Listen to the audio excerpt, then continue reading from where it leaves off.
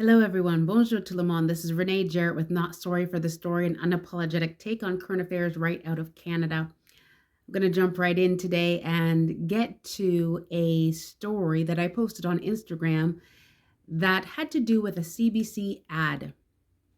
I first posted the ad with a shaking my head, what does this mean emoji? And then I had to come back to it because I was still perplexed on the statement. And I put it out to the Not Sorry for the Story community to ask for your feedback on what was your takeaway from this ad. The ad said, it's not how Canadian you are, it's who you are in Canada. And at the bottom, it said it's a Canada thing. Not only did this ad perplex me, it upset me. And can I say, for those of you who wonder how I come up with some of the ideas for Not Sorry for the Story, that is just it. When something ticks me off, when something says, no, that is not right, I desire to see truth in the media. And this is an unapologetic take on current affairs. So, the strange notion that was floated by the CBC, the national broadcaster, is that it's not how Canadian you are. So I want you just to walk down the road with me for a moment. It's not how Canadian you are, as though there's a spectrum. It's who you are in Canada, as though, okay, we went from the spectrum of how Canadian you are to no, it's who you are in Canada. It's who you are.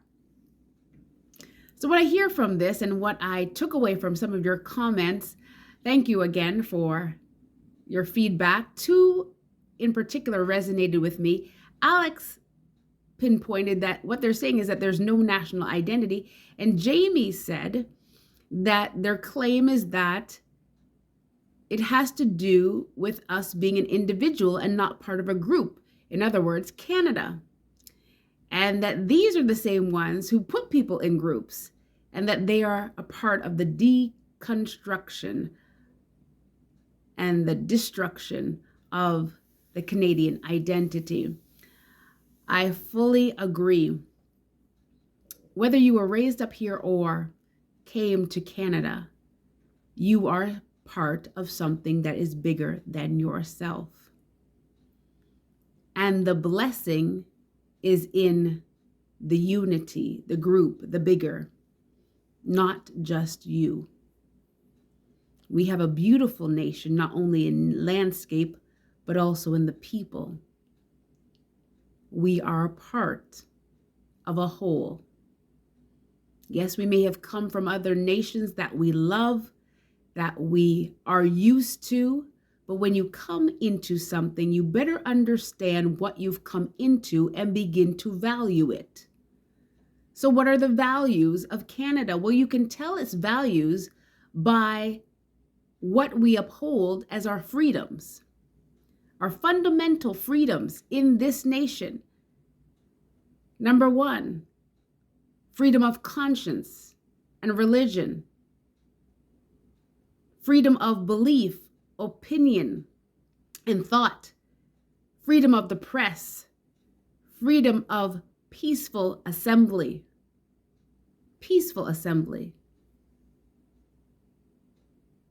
and freedom of association. What are our rights? We have equality rights, education rights, which also has to do with minority language. We have education rights, equality rights, democratic rights, mobility rights, legal rights.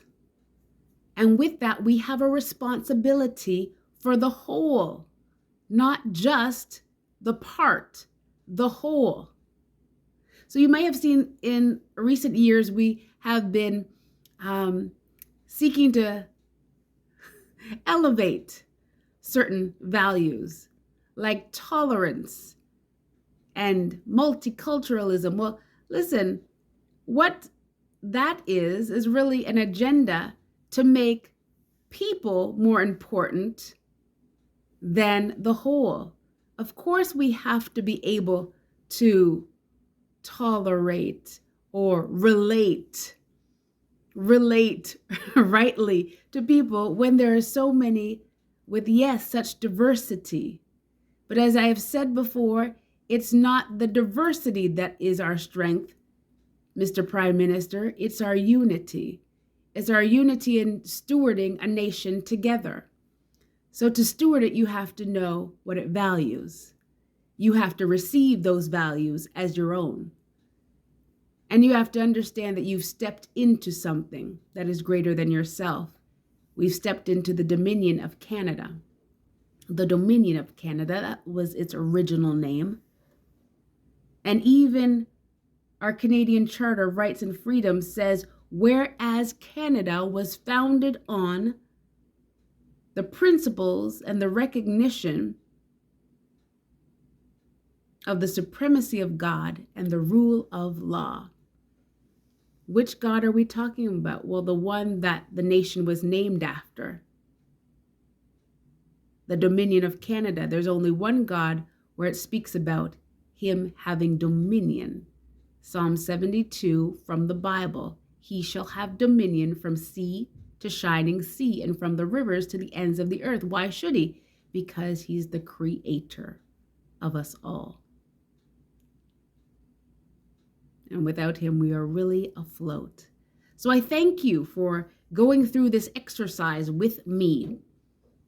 I know some of you thought it was meaningless.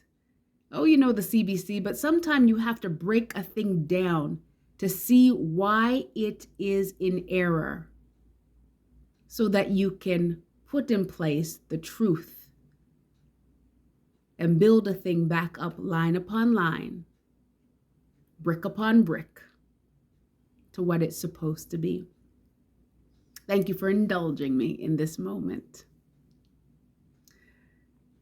This is not Sorry for the Story. Until next time, be on guard, stand firm in the faith, be courageous, be strong.